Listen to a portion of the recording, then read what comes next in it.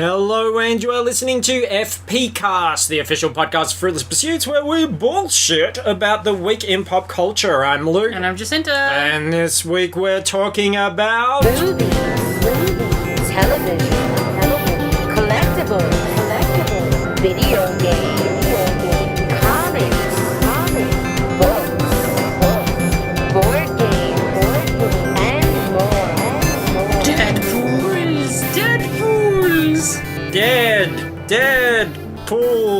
Pools. Yeah. Cancer. Is a Deadpool like the Black Sea? It's just full of salt. Yeah. Yeah? Yeah, so we're not actually talking about the movie Deadpool this week. No. We are just talking about a puddle full of salt. We're introducing our celebrity Deadpool. Yes. Because we both should have been on the Bowie and Rickman thing, to be fair. You like betting on stuff. You like. I love betting on stuff. So we should have our own celebrity Deadpool. You know what? Alan Rickman would not have been in my celebrity Deadpool. Well, that's how you make the money. Like, you don't make big money betting on Stan Lee.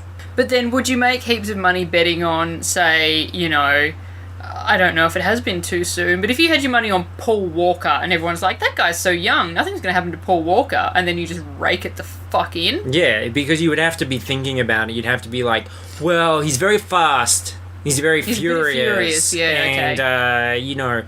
That sort of rashness, that can lead to a big old ball of flames if you're not careful. Okay, all right.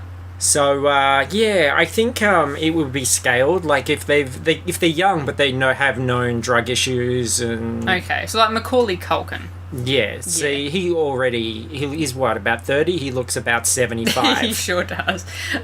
He looks like he's Stanley looks like he could be his brother. Universal's Mummy Ride. Yeah. Basically. And Stanley's a tricky one because he's about 136. Yes, but and he might actually live forever. He keeps on ticking. Yeah. So, that's a tough one. But yeah, I don't know. I mean, imagine if you'd bet on something like Princess Di. I know it's in the name. Yeah. There's a little hint. Yeah. But maybe you were like, it's foreshadowing her whole life. Yeah, but that one you weren't going to expect. No. You don't think a princess is just suddenly going to be wiped out of this world. So, yeah. Look, it can happen anytime. Grim Spectre of Death, Charlie Sheen, those ones, too obvious. I think it has to be something. Like Channing Tatum.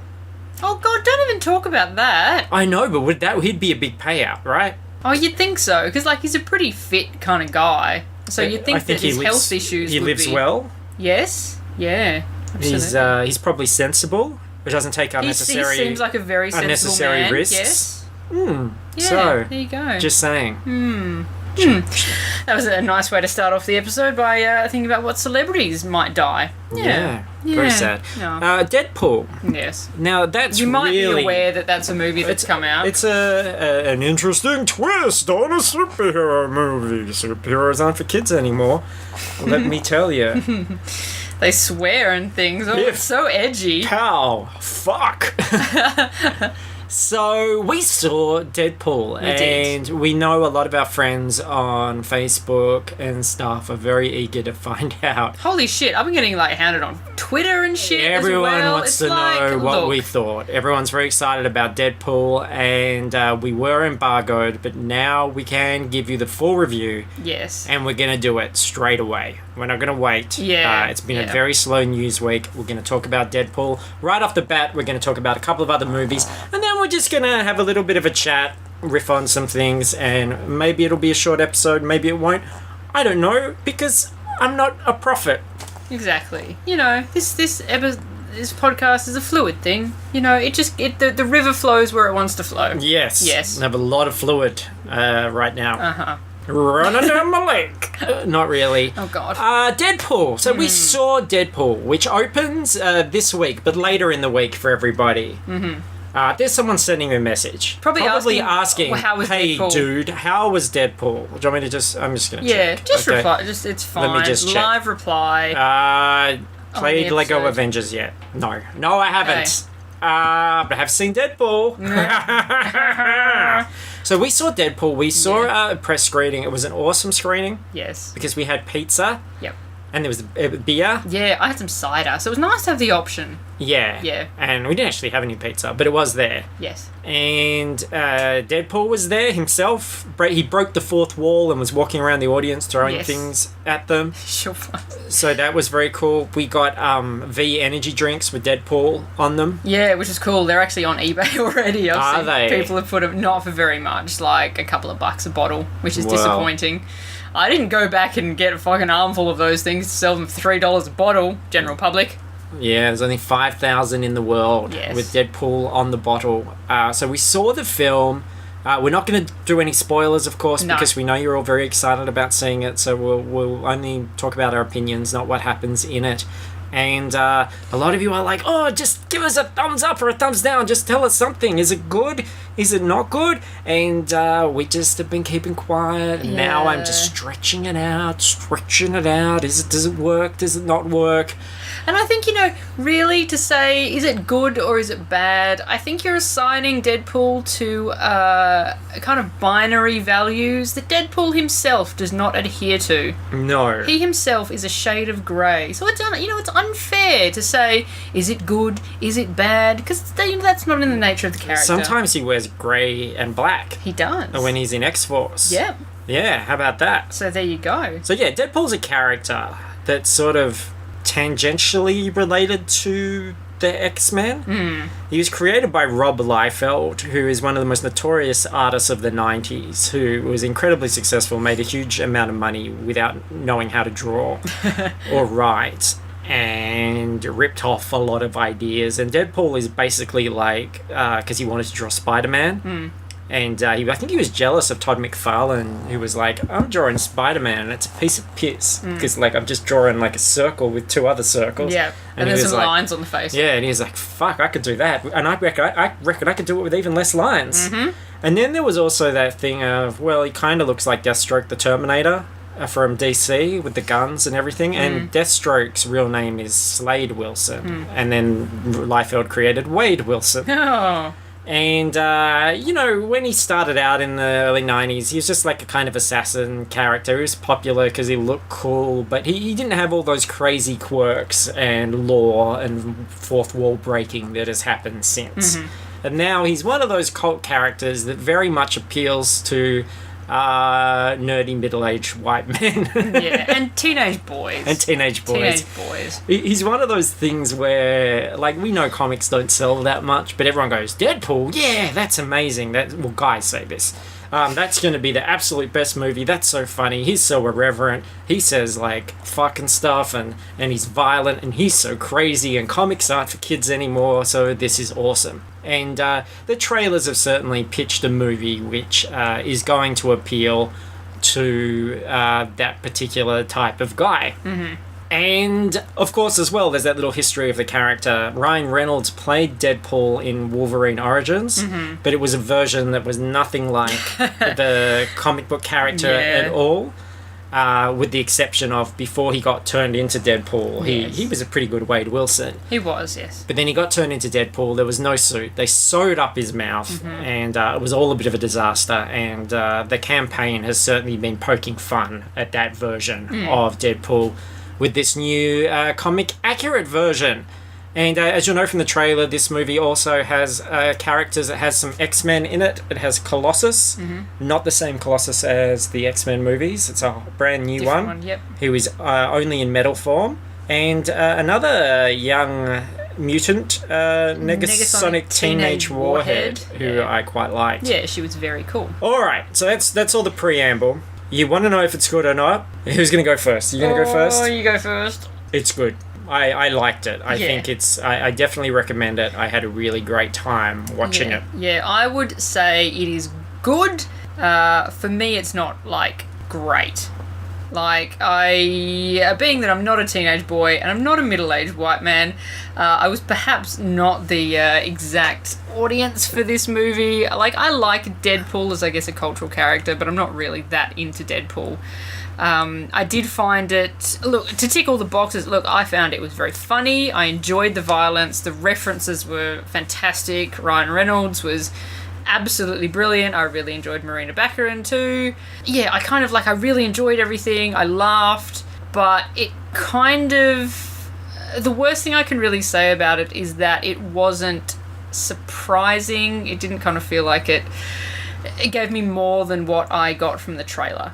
Yeah, okay, yeah. So I'll lead with my criticism too, and then I'm going to say some really nice things about the film. I think if you don't have any reference point for Deadpool, you don't know who he is, what he is, you're not going to pick up on a lot of the references, then I would certainly, if you haven't already, watch the trailer.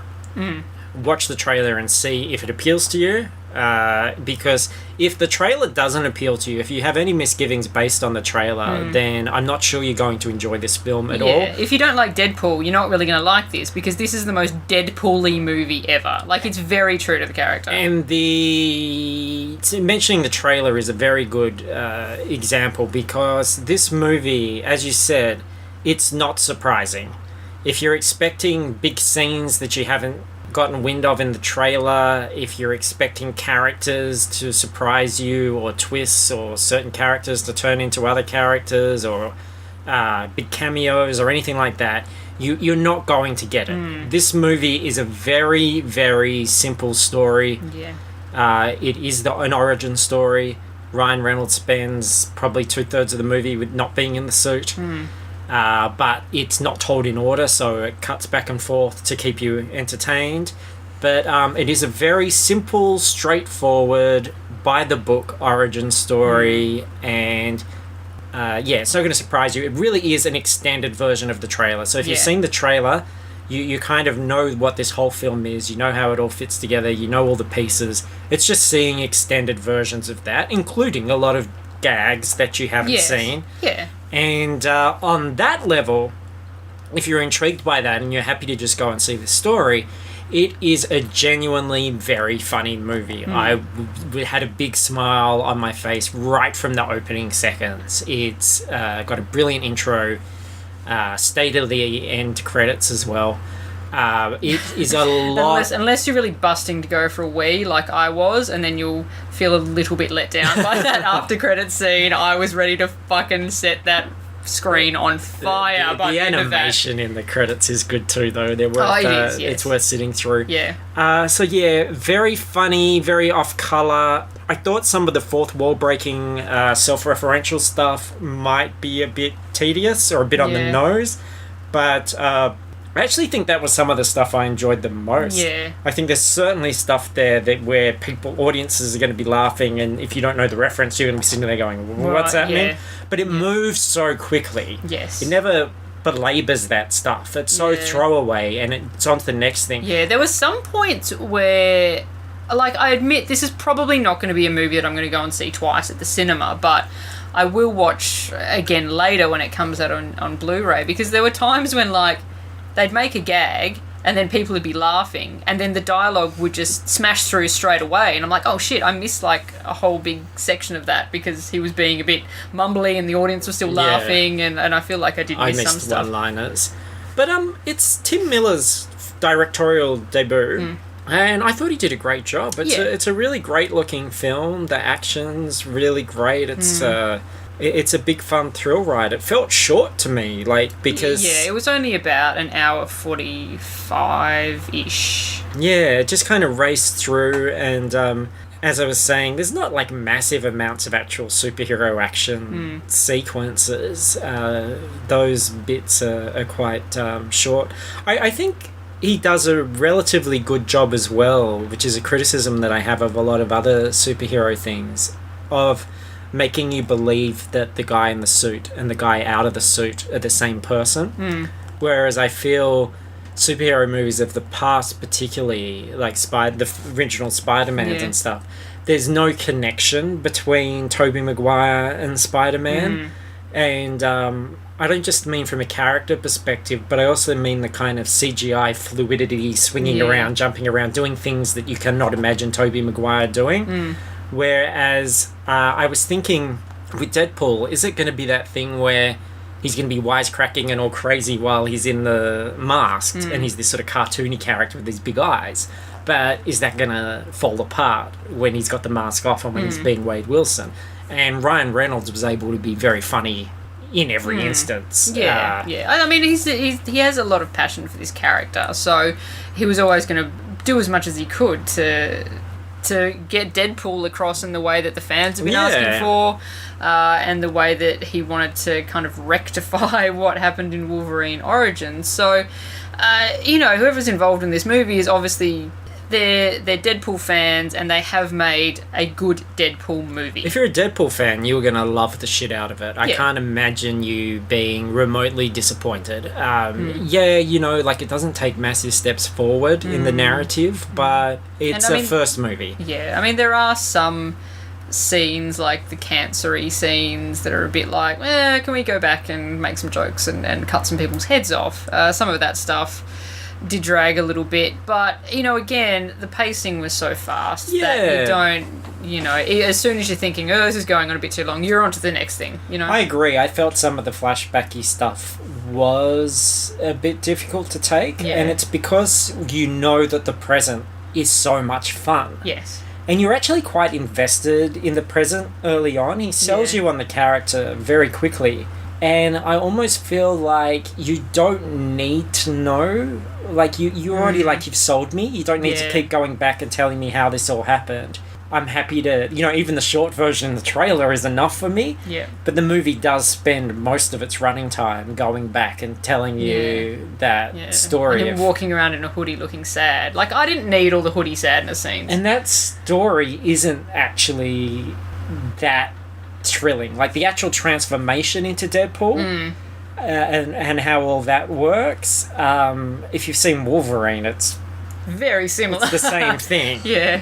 Which I know they're sort of linked in the comic lore and everything, but you're always waiting for... I was thinking, is there more to it then? Is there a bigger reveal? Is there someone else behind the scenes? Is there something bigger? And there wasn't. And the way it actually happens is almost kind of quite slow and gradual, and it's like, oh, okay, you're sort of expecting that, even that Wolverine moment when he comes out of the stuff and goes, roar, and there's none of that. So I think, the movie spends a lot of time going backward in order to move forward, which is a bit of a shame. But, because whenever it has that forward momentum, it's pretty fantastic. Yeah. But that said, don't cheat yourself out of a good time. Oh, go and see it. Absolutely. If you've seen the trailer and you're excited about this thing, you are going to be thrilled. You are going to absolutely fucking love it, especially if you're going in with those tempered expectations of, okay, it's a simple story told well. And I don't think there's anything wrong with a simple story told well. Better than a complicated story told poorly. Yep. So, absolutely, you will laugh. You will have a really fun time. I would watch it again. It's kind of because there's so many things I want to go to Suzanne. Oh, and this happened, and there was this, and then I'm like, no, I can't spoil anything, so maybe we should go and see it together. Yeah, and that's the thing. You can't really talk about it with anybody because all of the funny stuff is really referentially kind of small, little things that'll make you giggle. So, yeah. Yeah, it's a great performance. He's moving just 100 miles an hour when he's in the suit. So, definitely, yes, it's good. Stamp of approval. Go and enjoy it at the end of the week. It's the first big genre movie of the year. So, go and lap that up. It's the year of superhero stuff. We've got at least 6 Marvel DC movies, and this was the first already. Ticked it off. So, that was Deadpool. Now we can talk about it. Now you can talk to us in our Facebook page and stuff, and we'll actually answer questions, and I'd love to know what you guys think as well. Yeah, but I've had people on Twitter asking me so many questions, and does this happen, and do they do this, and I'm just like, just watch the fucking movie. Why do you need to know this stuff before going in? Yeah. Just fuck off, basically. Yeah, fuck off. Basically, if you're... Go and see the movie. Come into us because you value our opinion, you want to know things or whatever. Fuck off. You scallies. Yeah, treat them mean, keep them keen. Get out of here, dumb kids. Do we want to talk about the specifics of our screening? Oh, about the wheat and the chaff. There were 2. No. Okay, there were 2 screenings. We were in the better one. Let's put it that way. Yeah. Yeah. Well, we saw there was a competition, maybe run by an energy drink for a screening. Yeah. So there are a lot of people turning up that didn't look like the sort of people that normally turn up to these previous screenings. Yeah. And Like, people dressed as Deadpool and shit, and we're like, oh, that's cool. Like, I didn't expect that, but it was more the sort of just like bogany. The sort of people who would drink energy drinks regularly. Yes. Yeah. Yeah, exactly. There's this conversation happening in front of me where, like, this guy goes, Batman v Superman, that's gonna be so bad, isn't it? And then the other guy's like, yeah. And I'm thinking, like, maybe it will be, but why would you think that based on, like, the trailer shows us Batman and Superman fighting. Yeah. Like, what did you think it was going to be? I just can't imagine what that trailer would have to be. I want to see the fucking origin story again. I agree, like, it's not the most exciting trailer. It's not going to get you in the feels like Force Awakens or anything like that. I don't know anyone, including myself, who sees that trailer and goes, oh, fuck, amazing, I've got to go and see it. Yeah. But I think it's because we're so familiar with all those concepts. We know what all that is, and I just want to see it unfold. Because, to be honest, I'm really excited about Civil War, but the Civil War trailer doesn't give me big feels either. That actually feels like quite an empty trailer. But at the same time, I know that there's a track record there. I know that the movie's going to be alright, but I just can't imagine, like, it's Batman versus Superman. We have absolutely lauded things like The Dark Knight Returns over 30 years, be like, yeah, world's finest, there's all that stuff, there's all these precedents for this. It's not just a weird sudden gimmicky thing which is like mixing two things that shouldn't be together. It all sounds exactly where it should be, and then people hate on it. That's going to be so bad. But I can't even imagine, like I said, it might be so bad, but why would you even definitively say that about anything that hasn't happened yet? People love getting online, putting out there, this is going to be the shittest thing ever, and then go, oh, shit, no, I really enjoyed that. Or whatever. But why give your opinion that definitively? Say, I'm not looking forward to that. Yeah. It doesn't really grab me. I'm not excited about this one. I don't know why I'm not excited about it. Or it hasn't grabbed me. Or I'm going to wait and see what people think before I rush to see that one. Or whatever. They are tempered, sensible adult things to say. Not, this is going to be so shit. So when they all got herded off, and there was a lot of them, they all got herded off into a cinema where they'd removed all the seats. They just basically put some straw down, put them in a pen, they put down a big trough of energy drink, and they said, just fucking go at it. Can you imagine the hootin' and a hollering that would have been going on in that Deadpool screening? Because that's what I was worried about. I'm not saying like just about, look, if you wanted to go through Australia avoiding bogans, you can't do it. And there are some pretty bloody great bogans out there as well. Obviously. But the thing is, I don't want those hardcore, crazy, wacky fans yelling out, best movie ever! And stuff while I'm watching the screening. Because I am a fucking intellectual who respects film, and I'm sitting there scratching my chin and going, yes. That was an excellent dick joke, yes. Nice play, Mr. Reynolds. So, yeah, there was applause at the end of the screening, but thankfully no yells of best movie ever. We often review the audience, and they were a good audience. There were no problems with them. So the people next to me, after the end of credits scene, they're like, oh, that was great, that was worth waiting around for. And I'm like, what fucking universe are you from? Terrible. Anyway. Yeah. And look, I think this is the great way to do it, because there's a lot of people that aren't as fucking anal about etiquette in movies as I am. So why not put them? That's fine, but all go into a big cinema together and just go fucking wild. Turn it into a mosh pit. I don't give a crap, but let's like have a kind of, they have special screenings for the hearing impaired. They have special screenings for like mothers with babies. Yeah. Why don't they have a big old bogan mosh pit screening where people can just go in, drink, yell out whatever they want at the screen, explain very simple things that are going on to each other because they don't get it, because even though they grew up speaking English as a first language, it's really more like a second language. That's fine, but they can pay an extra $2, and they can go to they can be a civilized screening and a non-civilized screening. I'll pay an extra $10 for a civilized screening. Yeah, so would I. Let them go have a cheap screening. Yeah. That's fine. But why not? A civilized screening. Pay a premium. No bullshit. No ads. Well, I mean, this is pretty much what happens for us with the screenings anyway, for the most part. There you go. That was more of a review than we gave the film. So there are a couple of other films we wanted to talk about as well. Things that were released in America a long time ago, but just filtering through here. This is continuing our slate of Oscar bait films. Some real civilized quality films. Yes. Jobs with Michael Fassbender. The long in development story that was the center of a lot of that Sony angst in their leaked emails. This was a film that Sony wanted to do with David Fincher directing, with Leonardo DiCaprio playing Jobs.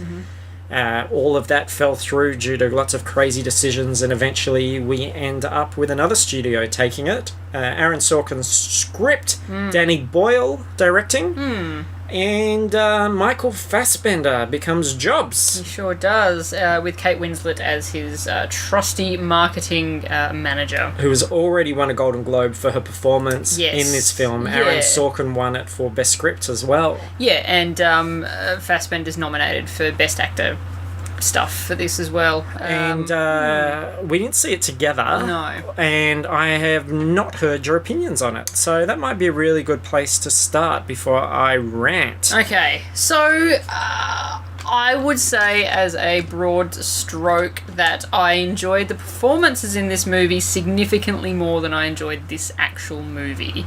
It wasn't a subject that I was overly interested in. I found the bits that were grabbing me were almost the more of the creative process, and how these things that are a big part of our lives came into development, and then suddenly it would be like, oh, he's a shitty father again. I'm like, oh, okay, great, fair enough. I really enjoyed how transformative Michael Fassbender was. Like, there were so many different looks that he had to do, and he really was Steve Jobs by the end, in that the black turtleneck and the grey hair and the glasses. He really did do a great job. Kate Winslet, fucking fantastic. Like, she really did a wonderful job as well. But I admit, at the end of the movie, when the credits rolled, I was a bit, okay, that was fine, that was nice. I usually quite like Danny Boyle's stuff, but it didn't feel, unless I'd seen the credits at the start saying that it was directed by Danny Boyle, there were only little flashes where it felt Danny Boyle-esque. I enjoyed Aaron Sorkin's script. It was just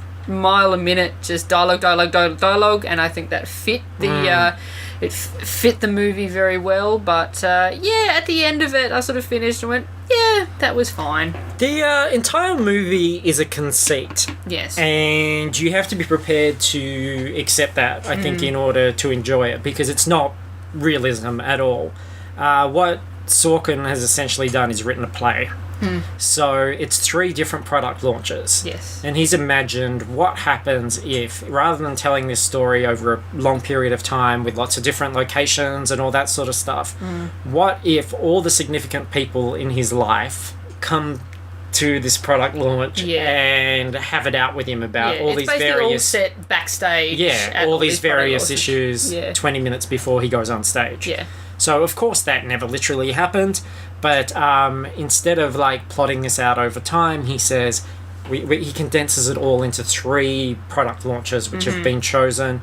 The first being... The Macintosh? Yeah, which was a failure. Yeah. And then the second... Was the Next? The Next, which was also a failure. And the third was the iMac, which was the success. So... very interesting in that sense. I think that a lot of mainstream viewers are going to struggle with that. And I think if you watch it and find yourself going, as if all these people would be coming and hassling him just before he gets on stage, then just stop watching it, because you're going to miss the point. You have to go along with the premise. And I think it's interesting. It's an interesting way to do it. Because you're really magnifying everything and sort of ramping up that intensity. And I agree on the performance. I think that was really wonderful, because having watched Slow West and Macbeth recently as well, he's a man that is a very powerful looking man, very manly, rugged man, and I didn't feel he had any physical power as Jobs. It was very he trimmed down a lot. He was very, very thin, very kind of weedy, which is not something that we're used to seeing Michael Fassbender like. So no, he definitely had that vulnerability there. So that was really good. And there's this sort of point that the movie that I'm going to link it to the most in my mind when sort of discussing it is Joy. Okay. Because Joy frustrates me because I go, why should I give a shit about this woman who created this mop? Like, why am I interested in this home shopping network star? Why is she being lionized? Why is she the sort of, you know, American dream, wonderful person? Yeah. And then I have to force myself to go ask the question of myself and go, well, then why am I interested in Steve Jobs? Yeah. Why is that any different? Yeah. Why am I interested in this story and not the other one? And it is about the filmmaking and the journey and the character. And what I really like about Jobs, and for me, it's like a solid 4-star in terms of my entertainment, 4 out of 5. What I like about it is that he's a very flawed character. He's actually a prick. He is, yes. And I think that, you know, certainly after his death, obviously that affected a huge amount of people. And he was almost Saint Steve for a while there. Like, the idea that anyone would show him in any sort of flawed light after his death seemed unlikely. But this shows him as a man that has very difficult relationships. With everybody in his life. With everybody, with his friends. And that's why you have that conceit. To show those personal relationships and how strained they are with his daughter, with his work colleagues, with the companies that he's been involved with. I also think it's interesting because I feel like Joy is this kind of upward trajectory of just, look at everything I've done and now I've got money, I'm awesome. But what you realise with Jobs, it takes a long time for him to turn things around. Like, there is a lot of hard work and rejection and arguments and problems, and like, it's not an easy journey, and then he actually, relatively speaking, achieves that success quite late. Yeah, it's like 98? Yeah, when you think about the actual amount of time he spent on top between then and his death. I mean, we can remember the iMac. I mean, we all surely remember the iMac appearing and seeing those computers for the first time. Yeah. And that's all just a pocket of our lifetime. And for him, that's his window of really being on top. And then it's already all over. Yeah. So I think you think of these people as being... I think we're prone to think of people as instant successes. Like, oh, well, yeah, your Bill Gateses and your Jobs and everyone, you know, they had it lucky and they just happened to be billionaires. But the truth is, there's always... you know, a lot of, like, fucking time spent doing that. I think that about George Lucas sometimes. I remember, because he was like 34 or 3 or something when he made Star Wars. And I remember thinking that at about the age of 34 or 35, because, you know, doing uni at film for a bit and being interested in that, thinking this guy had made Star Wars by this time. Yeah. Like, what an achievement. And then you think, he went to film school straight away. There's like 15 years at least probably between him leaving school and him making Star Wars. 15 years where he worked tirelessly at film without making Star Wars. I didn't do that 15 years. Like, why should I expect anything? He put in that work, and a lot of these people do. So I think, you know, that's almost 2 parallel stories about sort of financial business success. And I definitely think this is the more successful one and the more intriguing one, because it shows you a character that isn't the unbreakable Jennifer Lawrence. Yeah, he definitely wasn't a likeable character. Like, it's not going in trying to get you to think of Steve as this infallible god-like person who has created the objects that rule your day-to-day life. Yeah. He's a very flawed, very difficult man.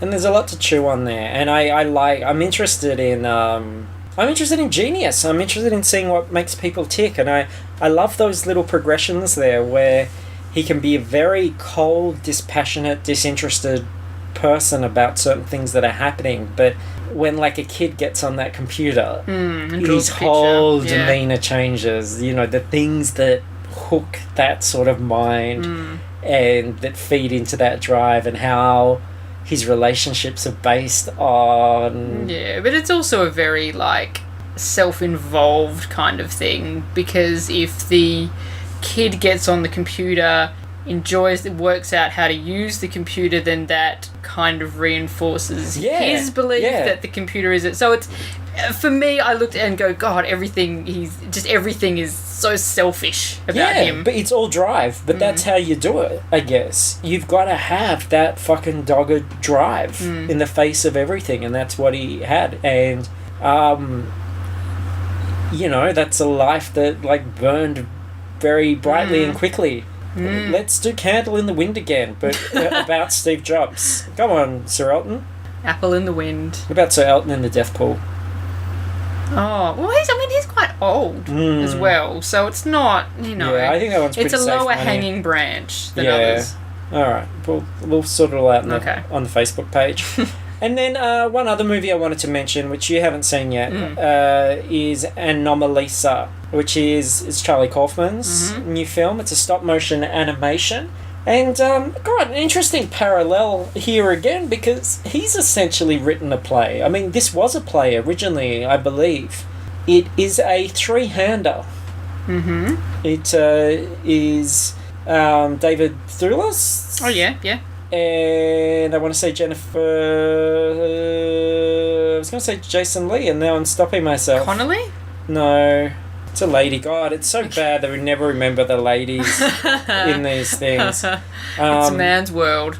It is a man's world. Can you just talk about it being a man's world for like about 30 seconds while I look this up? Because oh no, I'll get accused of being misogynist. No, we'll just talk about how shitty it is and how men are. Oh well, I can't go jogging at night because I'll get raped. That's true. Yeah, so that's a shame because it's so hot. Like, we live in Australia. It is the face of the sun. Like, I can't go for a walk or a run when the sun is up because I'll die. And then I can't sun's hot enough to fry an egg. Yeah, and then I can't go for a walk or a run after dark because I'll die. If I'm not attacked by the men of Australia, I'll be attacked by the wildlife of Australia because they will come out. Yeah, drop bears only come out at night. All right, I've got it. It was Jennifer Jason Lee. Okay. Who has had 2 great roles recently. And Tom Noonan, character actor Tom Noonan, he's not someone a lot of people are going to be familiar with, but he voices every other character. Right. In his own voice. There you go. And that's part of the premise. Because David Thewlis plays this character, this like middle-aged sort of businessman who's staying in a hotel, who's going to do a speech and is, minorly famous. He's so self-involved. God, this is all just tying in together. This is Jobs again. That everybody around him sounds the exact same to him. Until Jennifer Jason Leigh's character comes on, and then things are different. So it's a very small movie, and it goes quite a while before anything even happens in it. But the effect of this relationship and the sort of exploration and some of the things they do with the stop motion and just the way in which these characters interact, it's one of those things where like a bunch of crazy little people puppets become one of the most human things you've seen in a long time. There's just something about seeing those movements and knowing that there's this invisible hand very much choosing how these people react and interact and everything. That's quite uncanny valley sort of interesting. And it grows on you in a slow, uneasy way, and it's kind of awkward and uncomfortable and wistful, and it's acquired, but I feel like the overall sort of feeling of seeing it is worthwhile. Okay. I think it lingers. I think you'll think about it, and it's a hard one to. You kind of go like, let's just sit and watch together and then talk about it and see what we think. You know what I mean? It's that kind of film. Yeah, we had a few tickets to give away to that, and I gave one to a friend of mine who'd been quite looking forward to the movie, and he messaged me after it, and very much along those lines, and he said he wasn't quite sure what he thought about it yet, but it was one that he was going to sit on for quite a while. And I'd be interested to watch it again, sort of knowing what it's all in aid of and sort of putting those pieces together. But it's that sort of nature of it's just like how Lost in Translation, which is very much about a relationship and is this sort of slow-moving kind of film that had shades of that. Mm-hmm. Also sort of shades of something like Her, where you're studying a relationship kind of at that pace and level, where ultimately it's more theme than action. You come out of it and you're pondering these sort of questions, but it's not about those typical 3-act twist turns kind of thing. It's more of a study on a relationship and on a type of self-absorbed person. So I think it's very interesting. I think it's worthy of a look. But both Jobs and Anomalisa, I always want to say Anomalisa, because her name is Lisa and she's an anomaly, if you're wondering You're tearing me apart, Anomalisa! Title comes from. Both very much art house movies, which if you're that sort of person, go and check them out. Yeah. Look, we cover everything from Deadpool to Anomalisa. Yeah. There's your goalposts. Absolutely. Yeah. Beautiful. And look, that's the bulk of the show because not a huge amount happened this week. So we were just going to talk about some things that sort of affected us personally or things that we were kind of interested in. We got to see the full Ecto 1 Lego set, official pictures of that with the female Ghostbusters. Yep. And I am realising that, and again, we haven't seen a trailer. I have no idea whatsoever of the quality of this film, but I'm intrigued. I realise I am excited about a female Ghostbusters. I'm getting more and more interested in finding out about these characters. I like the look of everything that I've seen, and I wanted to say, like, it feels like it's something new, which it's not, because it's Ghostbusters. It's another, like, dredging up of an 80s property, but I kind of think... even without seeing anything of it yet, like, it kind of feels fresh, Like the way that the 21 Jump Street remake felt fresh, even though it was very much the same thing. It was just like, just like kind of like bubbly Sprite. And you'd never think that 21 Jump Street remake would be worth watching, and it is. Yeah. It's just something that's really funny in spite of itself. So I'm curious. I want to get a little Lego She-Gon. I'm intrigued. I think it's interesting to have just a different expectation of those characters and to sort of learn about them because... very big... I think it's kind of clever, ultimately, because Bill Murray and stuff, they're very big shoes to fill. I feel like... look, I can definitely see the appeal in... For one, like, you don't need to go all male or all female. I mean, they certainly could have done a mixed Ghostbusters and maybe that would have made everybody happier. I can certainly see the appeal in talks of like, well, what if Chris Pratt was a Ghostbuster or whatever, but then you kind of know exactly how that's going to go out. I guess you kind of know exactly how Melissa McCarthy as a Ghostbuster is going to be as well. I guess there's no sort of surprises there, but I feel like an all-male cast, it would have been too easy to compare to what had happened before, and they might have difficulty. Bear in mind as well, throughout the years, there have been a lot of scripts written for a male new Ghostbusters movie, and none of them were greenlit. They never worked. Again, with those Sony emails, there were people like, yeah, we've got these scripts, but the characters aren't that interesting or whatever. Like, they circled around a reboot with guys for a long time. And it was Paul Feig's pitch, whatever it was. And bear in mind, they saw something that we haven't seen. And look, also bear in mind, Sony are pretty fucking crazy from everything that I've read. They're not and they haven't had a great track record either. When you think about Spectre and stuff like that, and Aloha, they've had a pretty fucking bad year. Poor Aloha. But yeah, I'm intrigued. So looking forward to that. Yeah, the Lego looks nice. I'm not a big Lego fan, but I'm really looking forward to buying one, maybe two Ecto ones, and then stockpiling them. And then when they all inevitably sell out, I can sell them back to the losers that initially were like, I don't want fucking Lego women. And then once they see the movie and they're like, oh, okay, this is quite fun, and they want them, I'm going to sell it to them for 3 times the price. I'm going to tell those guys a secret. Lego men and women have the exact same bodies. What?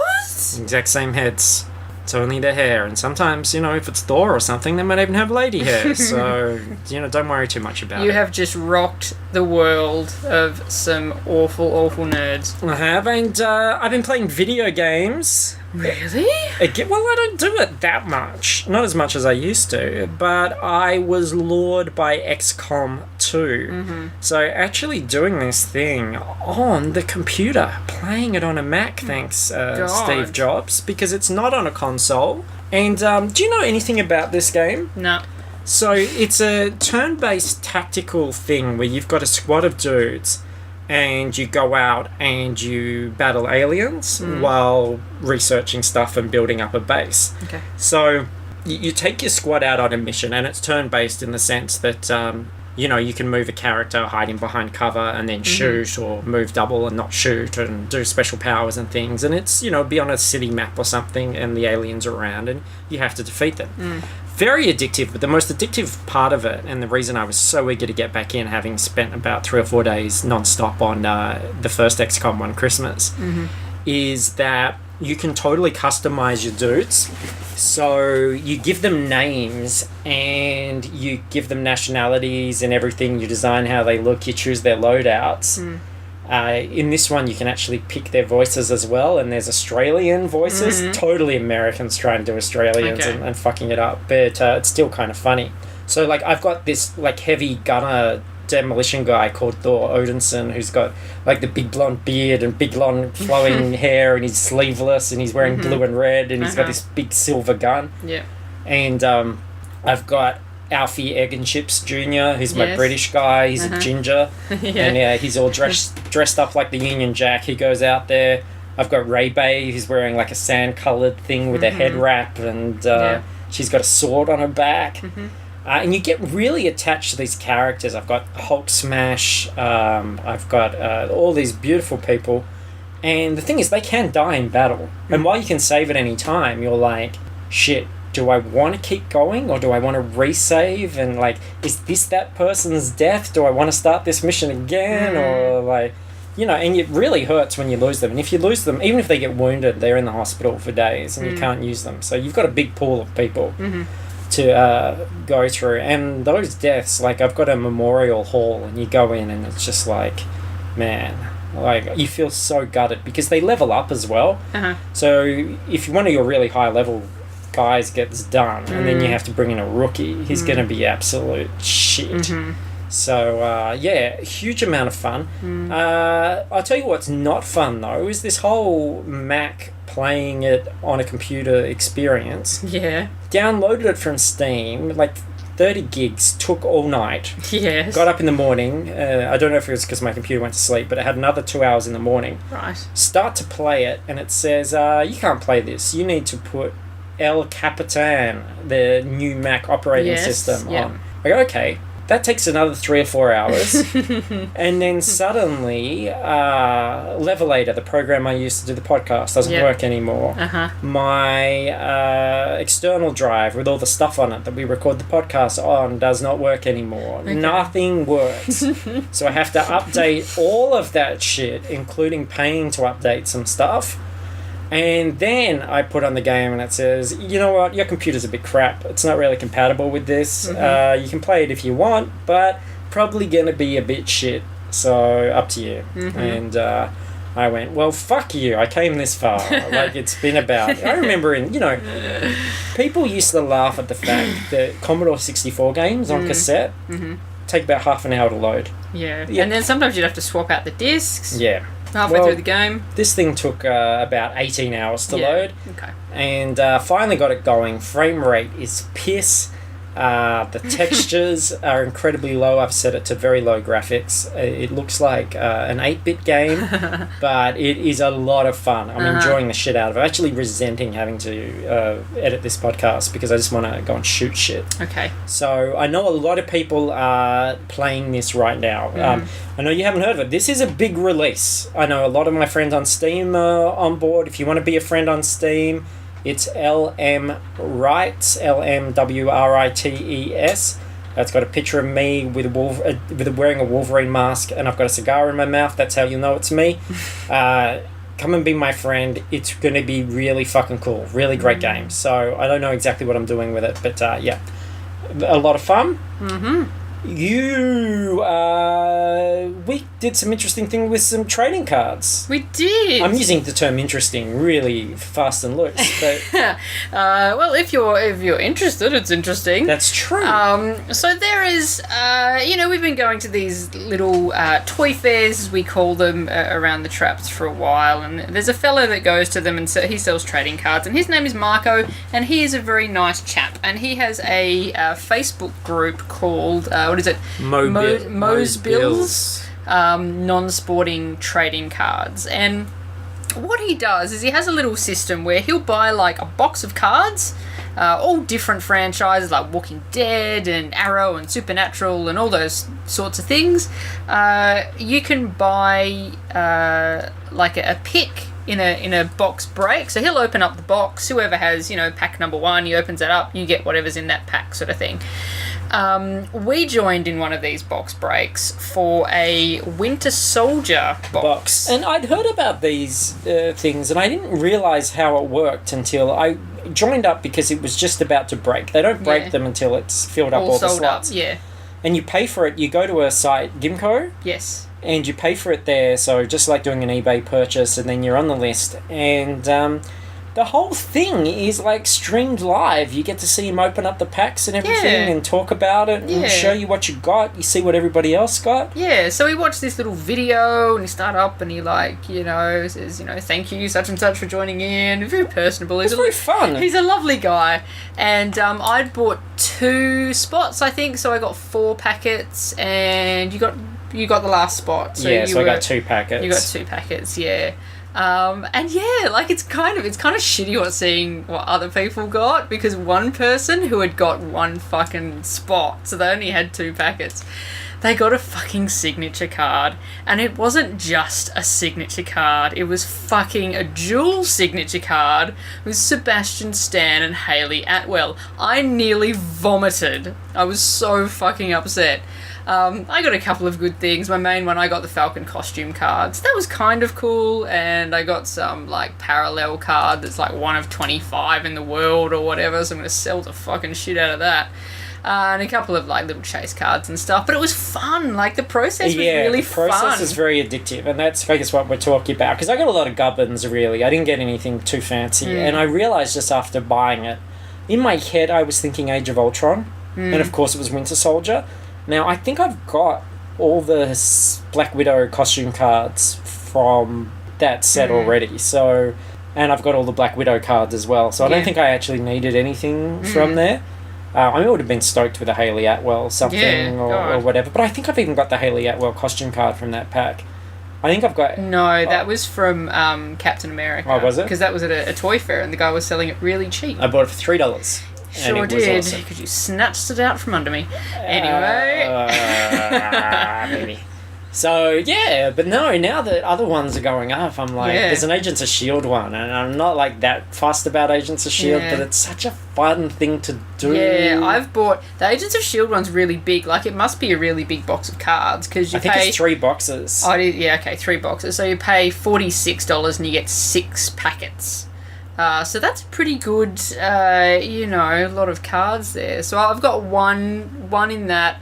I bought a spot in the Arrow break, because I don't give a shit about Arrow, so if I get anything good, I have no issues in selling that. Yeah, well, this is the speculative thing about it. And if you think, like, I know a lot of collecting bullshit, you'll never make money back, but there's an interesting sort of thing here. Because, like, you pay, like, $16, maybe you get something good, maybe you don't. It's a gamble. I like gambling. Those signatures and things like that, they do go for a lot. Like he was saying that the Hayley Atwell, Sebastian Stan, about $350, $450 at the moment? Yeah, so, $250 to $350. So if you were going to sell it, that's pretty good for your $16. Yeah. I bought on a whim last year, was it? A box of Game of Thrones trading cards. About 2 years ago, I think, Yeah, a full box, and it was about $120 or something. And I just thought, why? I didn't even know really what possessed me, but I did.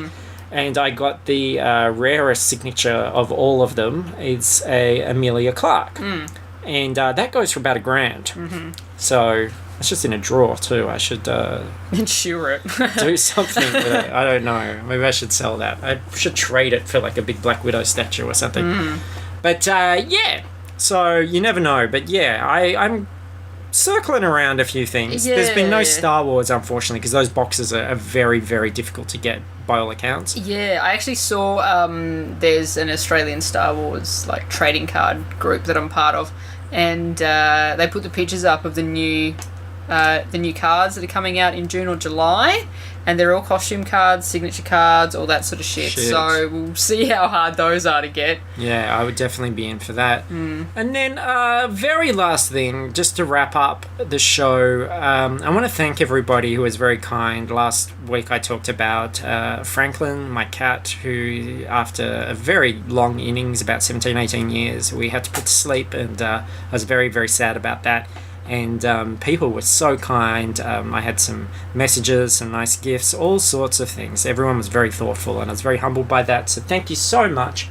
The good news is that feels like not much deliberation because it was so quick. But It was like 3 days? It was longer than that. It was maybe 4 or 5. As I said on Facebook, I've had shorter times between girlfriends. But we decided that the best thing for us to do was to jump back on the horse and get another cat, look after another cat. And I think Franklin would be we gave him a good life, let's give another cat a good life.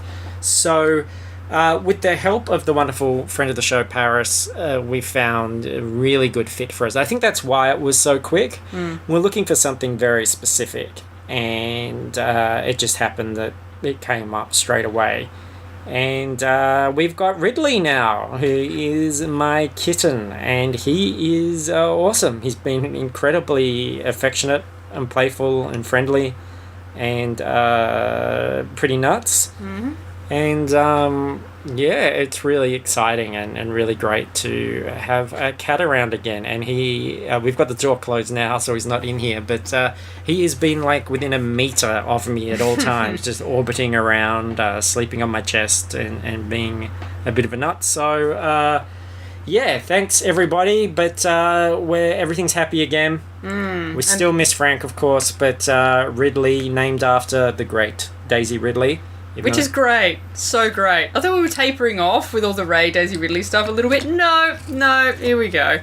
Well, we had an argument. We were going to call him Driver or Ridley. And I just think, I like the name Driver for him as well, but I think Driver's too hard. You like, Driver, come here. No. Yeah, that's fine. Ridley. It's easier. Plus, his original name was Billy, so it was only like a little bit of a switch for him. He's like 12 weeks old. He doesn't understand. I think he's like 9 weeks old. Yeah. Yeah, he ran away when I walked in the room, which is fine, because to me, you think he's a very cute, fluffy kitten. To me, he's a little walking bag of histamine. I'm going to grab him. I think he needs to say something. Oh. Ridley! Van, talk about... Literally. Talk about the rapes again. The other day, when I walked into the room, I was in the room with the cat for less than 5 minutes before I started sneezing my face off. So, with our Patreon money, I'm going to make sure I buy myself a big old pack of antihistamines for every time I come over now. There he is. Say hello. You're the new CEO of Fruitless Pursuits. Speak, cat. Meow. That wasn't him. No, that wasn't him. No. No, he's been quiet. No, okay. He's going to talk. But... No, you couldn't hear that. It was too gentle. But yeah, thank you everybody. Thanks for listening. He's climbing all over me once again on the keys. Thanks for listening. Thanks for support. No, he's buggering off. To supporting all the shows. Go to fruitlesspursuits.com to find links to all of our stuff. Book was better this week is The Black Hole, Disney's Black Hole from the 70s. With Courtney Colson. And we've got a Patreon BWB TV coming up in the next week or two, so look out for that. That's a Buffy one. Join our Facebook, discuss Deadpool, discuss all this stuff, tell us all the things and bits and pieces. We'll put links to some of the stuff that we talked about in the show if you're interested, and rate, review us, subscribe to us on Patreon. Just be awesome and do stuff. Yes, do stuff. Don't be a person who doesn't do anything.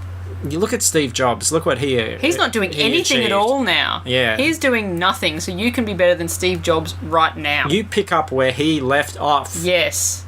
and change the way we live. Yeah. Well, speaking of changing the way we live, I have an iPad Pro and it's really good. Oh, shit, yeah, I want to see that. Yeah. I got it for drawing and stuff, and I was like, oh, I guess this will be okay. It's fucking amazing. Oh, anyway, I want one. We'll have a play with that, and maybe we'll talk about it next week. Yeah. Bye. Okay, bye. Bye.